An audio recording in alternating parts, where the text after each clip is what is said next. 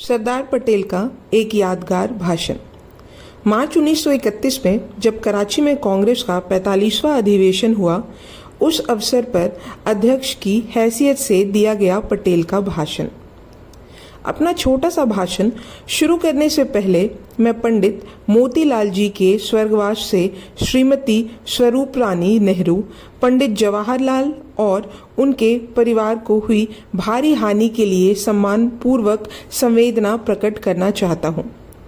मुझे विश्वास है इस बात से उनका शोक कुछ हल्का होगा कि उनके दुखों में सारा देश उनके साथ शामिल है।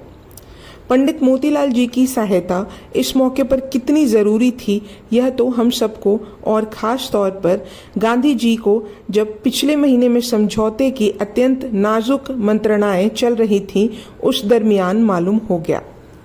मौलाना मोहम्मद अली की मृत्यु का घाव ताज़ा ही था कि पंडित मोतीलाल जी की अवसान का दूसरा घाव देश को सहना पड़ा।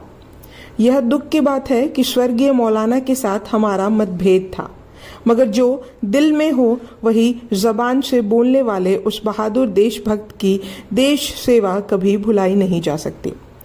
मैं बेगम साहिबा, मौलाना शौकत अली और उनके सारे परिवार के साथ आदरपूर्वक हमदर्दी जाहिर करता हूँ। इसके सिवाय पिछले 12 महीनों में अनेक वीरों और वीरांगनाओं ने प्रशस्त रूप से चलने वाले सत्याग्रह युद्ध में अपने प्राण गंवा दिए। इतिहास में ऐसे अज्ञात और कीर्ति के कभी स्वप्न न देखने वाले गुमनाम वीरों के अमर बलिदानों का भी मुझे जिक्र करना चाहिए। परमात्मा उनकी आत्माओं को शांति दे। उनके बलिदान हमें आत्मशुद्धि के मार्ग पर अग्रसर करें और हमें अधिक त्याग और तपश्चर्या करने की प्रेरणा दें। नौजवान भगत सिंह, सुखदेव और राजगुरु को थोड़े ही दिन पहले फांसी हुई है। इससे देश बेहद उत्तेजित हो गया है। इन युवकों की कार्य पद्धति से मुझे वास्ता नहीं है। मैं यह न मानता कि और किसी उद्देश्य से हत्या करने की अपेक्षा देश के लिए हत्या करना कम निंदनीय है। फिर भी भगत सिंह और उसके साथियों को देशभक्ति, हिम्मत और कुर्बानी के सामने मेरा सिर झुक जाता है। इन युवकों को दी गई फांसी की सजा को देश निकाले में बदल देने की लगभग सारे देश की मांग होते हुए भी सरकार ने उन्हें फांसी दे दी है। इससे प्रकट होता है कि मौजूदा शासन तंत्र कितना हृदयहीन है। अहिंसा के हमारे सफल प्रयोग ने उसमें भविष्य के लिए नई आशाओं का संचार किया है। अहिंसक लड़ाई में भाग लेने की किसानों की शक्ति के बारे में बहुतों को शंका थी और वे बड़े बड़े दंगे फसादों की दहशत रखते थे, मगर इस वर्ग ने बहादुरी से इस लड़ाई में सहयोग दिया। मगर हमें उत्तेजना और आवेश में अपने ध्येय से विचलित नहीं होना चाहिए। इस आत्मरहित और कष्टवत चलने वाले मौजूदा हुकूमत के खिलाफ हमने जो भयंकर अभियोग पत्र तैयार किया है, उसमें हत्यारों पर अवलंबित इसकी सत्ता का यह ताज़ा और उद्दत प्रदर्शन वृद्धि करता है।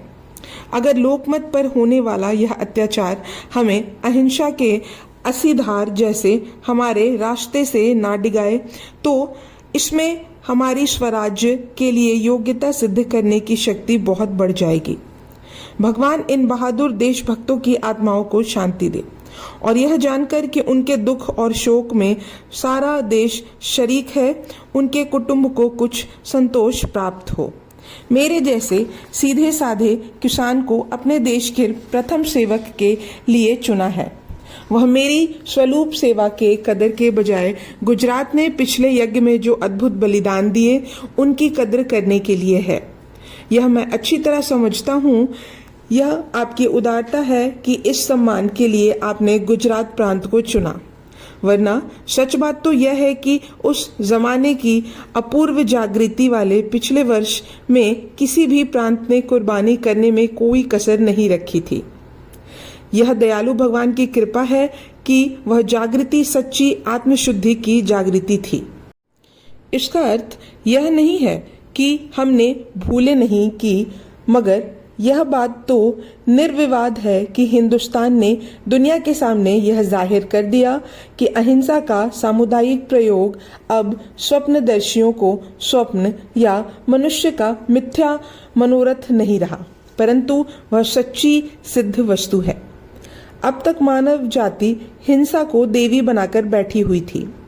वह उससे परेशान थी, मगर अहिंसा की सफलता के बारे में उसे विश्वास ही नहीं था।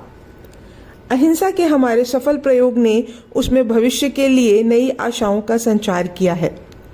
अहिंसक लड़ाई में भाग लेने के किसानों की शक्ति के बारे में बहुतों को शंका थी और वे बड़े बड़े दंगे फसादों की दहशत में जी रहे थे, मगर इस वर्ग ने जिस बहादुरी और अपूर्व सहन शक्ति से इस लड़ाई में भाग लेकर उस शंका और दहशत को झूठा साबित कर दिया, वही इस लड़ाई में सफल सिद्ध होने वाली अहिंसा का सबसे बड़ा सबूत है। मुझे यहाँ यह भी बता देना चाहिए कि स्त्रियों और बच्चों को लड़ाई में अपना हिस्सा लेने का आश्वासन करने गांधी जी ने अपनी अद्भुत व्यवहार कुशलता का परिचय दिया है। इन वर्गों की शक्ति स्वाभाविक रूप में ही जागृत हो उठी है और उन्होंने ऐसा काम किया है कि उसकी पूरी कीमत लगाने के लिए अभी अधिक समय बिताने की जरूरत है। मेरे ख्याल से यह कहने में कोई हर्ज नहीं है कि सारी लड़ाई में अहिंसा का जो पालन हुआ उसका और उसके परिणाम स्वरूप मिली हुई सफलता का अधिकांश श्रेय इन वीरों और वीरांगनाओं को मिलना चाहिए। किसानों, मजदूरों, स्त्रियों और बच्चों ने अहिंसक लड़ाई में जो हिस्सा लिया उससे हमारी छाती गर्व और कृतज्ञता के मारे फूल जाती है। अहिंसा की दृष्टि से हमारे अहिंसक युद्ध में बाहर की अनेक जातियां तथा अनेक देशों ने, खास तौर पर अमेरिका ने जो सहानुभूति दिखाई है और वे हमें जो प्रोत्साहन देते रहे हैं, वह कोई कम संतोष की बात नहीं है। मगर सरकार के साथ हुई संधि के कारण सार्वजनिक जीवन के इस वीर युग के बारे में अधिक विस्तार करने की जरूरत नहीं रह जाती। आपकी कार्य समिति ने आपकी मंजूरी की आशा से यह समझौता किया है। आपसे प्रार्थना है कि अब आप उसे बकायदा मंजूर करें। कार्य समिति के सदस्य आपके विश्वास पात्र प्रतिनिधि थे, इसलिए आप उनकी की हुई संधि को अस्वीकार नहीं कर सकते, मगर आप उस समिति के प्रति अपना अविश्वास प्रकट कर सकते हैं और ज्यादा विश्वास पात्र समिति मुकर्रर कर सकते हैं। हम इस समझौते को स्वीकार नहीं करते तो हमारा कसूर माना जाता और पिछले वर्ष की सारी तपश्चर्या व्यर्थ जाती। हमें तो सत्याग्रही की हैसियत से हमेशा यह दावा करना चाहिए और हमने किया है कि हम सदा शांति के लिए न केवल तैयार हैं बल्कि उत्सुक भी हैं। इसलिए जब शांति के लिए दरवाजा खुला दिखाई दिया तब हमने उससे फायदा उठा लिया।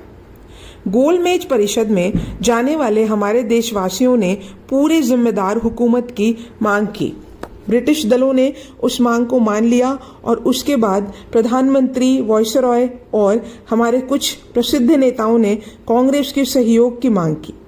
इससे कांग्रेस की कार्य समिति को महसूस हुआ कि अगर सम्मानपूर्वक संधि हो सकती है और किसी भी शर्त या काट छाट के बिना पूर्ण स्वराज की मांग करने का कांग्रेस को हक माना जाता है, तो कांग्रेस गोलमेज परिषद में जाने का निमंत्रण स्वीकार कर ले और ऐसे विधान तैयार करने के प्रयत्न में सहयोग दे जिसे सब दल स्वीकार कर सकें।